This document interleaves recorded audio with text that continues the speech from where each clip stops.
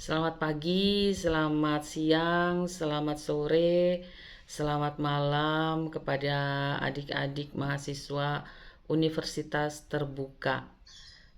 Adik-adik, saya panggil saja saya Ibu Dede Oktini. Ya, saya akan menemani adik-adik dalam mata kuliah manajemen rantai pasokan ya.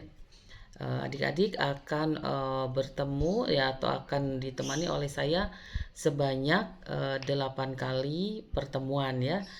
Nah, manajemen rantai pasokan itu kalau zaman dulu ya biasa disebut dengan manajemen operasional ya atau manajemen produksi, manajemen operasi gitu ya. Nah, sekarang mungkin lebih kekinian itu istilahnya atau nomenklaturnya manajemen rantai pasokan. Nah, nanti adik-adik akan eh, ketemu dengan materi ya beberapa materi mengenai manajemen rantai pasok atau supply chain management ya di dalam sebuah perusahaan. Nah, nanti adik-adik akan membahas tentang pengantarnya ya, pengantar terlebih dahulu. Kemudian metode distribusi, metode transportasi ya, manajemen transportasi. Kemudian adik-adik juga nanti akan belajar tentang bagaimana meramal permintaan ya.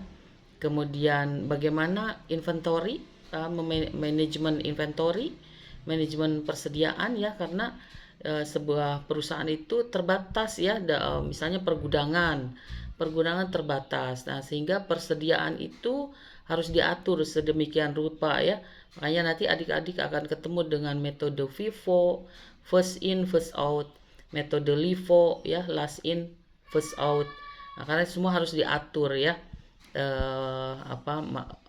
material ya, material bahan baku misalnya harus mana dulu nih yang keluar duluan, yang keluar duluan, apakah yang masuk duluan atau yang masuk uh, belakangan gitu ya. Nah, itu bagaimana supaya bagus ya.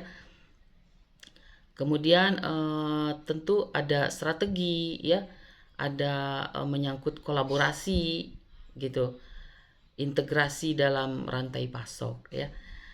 Kemudian adik-adik juga nanti akan membahas tentang supply chain risk assessment ya, supply chain disruption.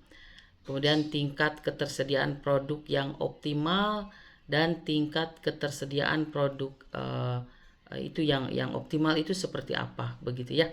Nah, nanti adik-adik akan diberi tugas ya di pertemuan ketiga, kelima, ketujuh. Nah, semua harus dilengkapi. Adik-adik juga harus melengkapi diskusi ya. Semua harus dilengkapi supaya adik-adik bisa mendapatkan nilai yang paling diinginkan oleh adik-adik. Oke, selamat belajar ya. Semoga sukses semuanya.